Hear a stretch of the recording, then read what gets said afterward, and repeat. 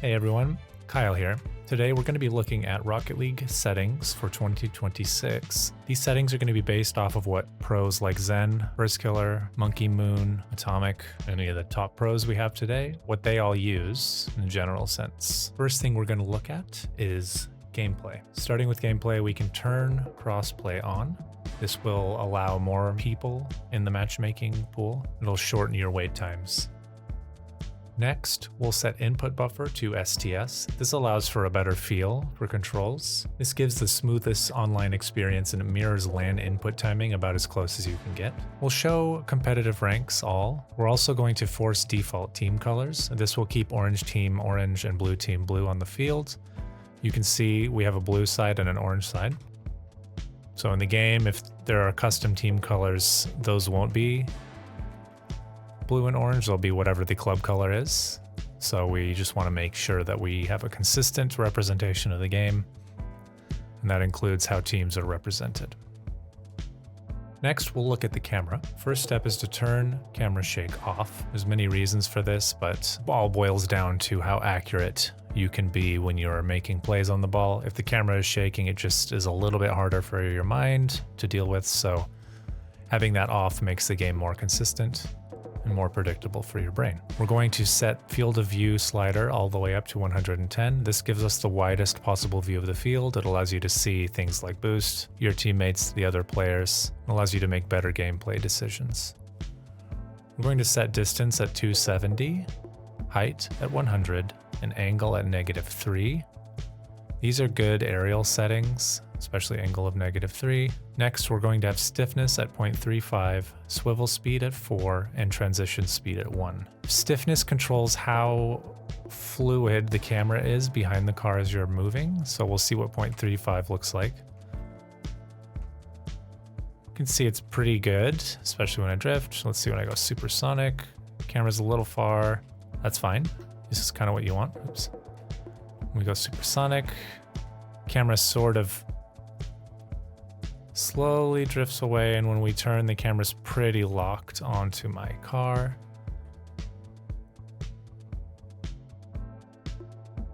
Let's see what low stiffness looks like. You can see the camera's just a little bit slower to react when I'm turning, and then we'll see what high stiffness looks like.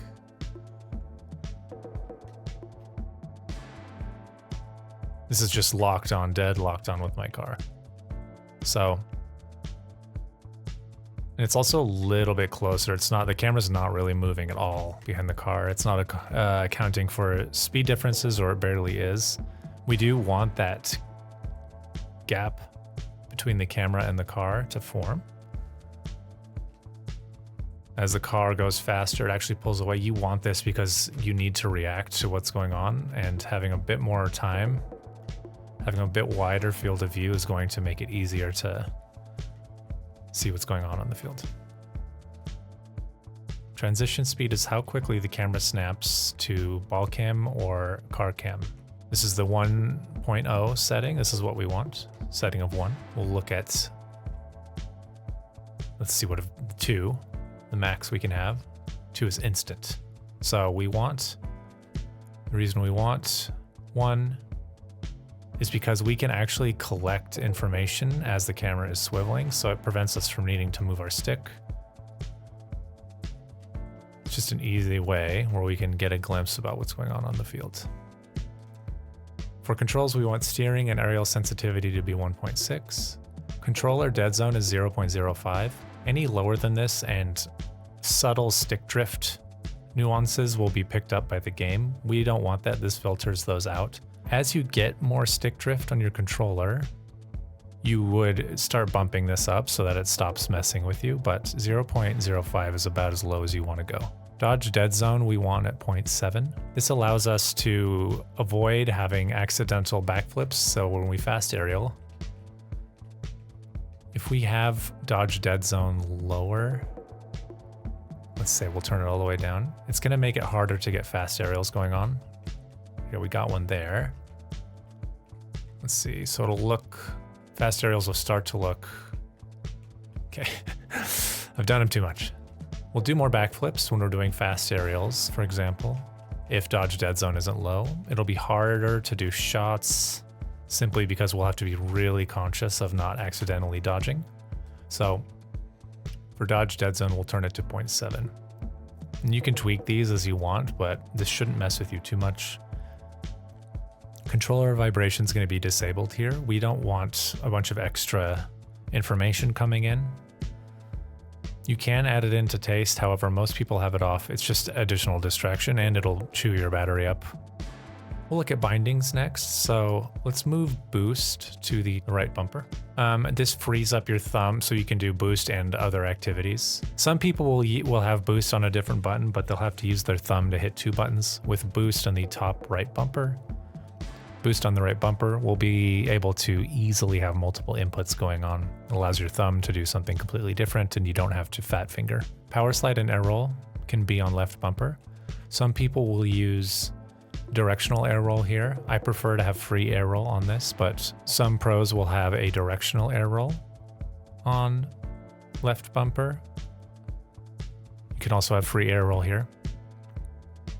And you do want to prioritize directional air roll over free air roll. It just allows for easier control. Take a look at interface settings next. Interface is mostly default, so things we want to look at here are nameplate scale. We'll have that to 130. This allows you to see the nameplates easier when you're farther away. We also want to turn on team colored boost meter. This allows us to see if we're on orange team, the boost meter. So the thing in the bottom right, boost meter can be orange when you're on an orange team and it'll be blue when you're on blue team. Just an extra indicator for which team you're on. Especially if you go on long gameplay sessions, it can be easy to forget. So we'll keep that team colored boost meter on. Moving on to video, we're going to use full screen display mode. We use a resolution of whatever is default for your monitor. In my case, it's 2560 by 1440. We will have VSync off. This introduces input lag and we do not want that. Anti-aliasing can be off. It adds some input lag. I have it on low just because it looks better. And a lot of these video things, it's going to be to taste with what looks better for you. We can put render quality on high performance or performance. As you go up, it'll look less and less jagged. So we'll see what high performance looks like. You can see it's pretty jagged looking. I general will do performance. Looks a little bit better. Still kind of jagged, but to me, it's just a little bit nicer. Frames per second, we can have 143. Just whatever your monitor is going to be able to handle. Texture detail will go for high performance here. Everything performance, basically low intensity on effects. Any of these things, you're basically sacrificing performance for weather effects and shaders. So if your computer can handle it, that's great, but we want to try and get best performance possible. Next, we'll move on to audio. So master, I have it at about 35. The blog recommends 80. I don't need it this loud. My interface is super loud, so I can have a lower audio because actually this sounds normal for me. Gameplay, we do want it relatively loud. You want gameplay loud enough to hear what's going on the field. So jumping, boosting, hitting the ball, crossbar pings, that's where the gameplay comes in. You have music off. This is common. Some people like the music, so they'll have playlists on and they can listen to Rocket League's in-game music while they're playing, but a lot of people have it off. It's just additional distraction. Player anthems off. This is like these are the sounds that are played when goal explosions happen or when like saves happen. People will troll with these, so you'll hear annoying sounds. Just have it off. Unless you want to be trolled, you can have it on. So next we're going to look at chat. So this one is really to taste. If you are easily tilted, just have chat off. In some cases, I have text chat with everyone on if I'm in like a league match. But for the most part, I have chat off. It can be fun. Depending on the mood you're in, you can have a lot of great interactions, but you'll get the wide variety of internet gaming experiences if you leave match chat on.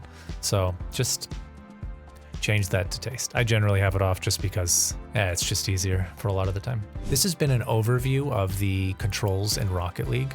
Really the goal here is to make it as easy as possible for you to play well. So feel free to start with the settings we have here. And Mess around with them, especially camera and controls, so get used to what we have, but experiment with them as time goes on. The only way to really know what you like is to tweak these things. If you watch pros play, they will tweak these, like on a stream. If you watch a pro stream, they'll tweak these as they're playing. GarrettG does it a fair amount, especially with camera stuff. Feel free to adjust. You never know what's going to work best for you, but this is a pretty solid starting point.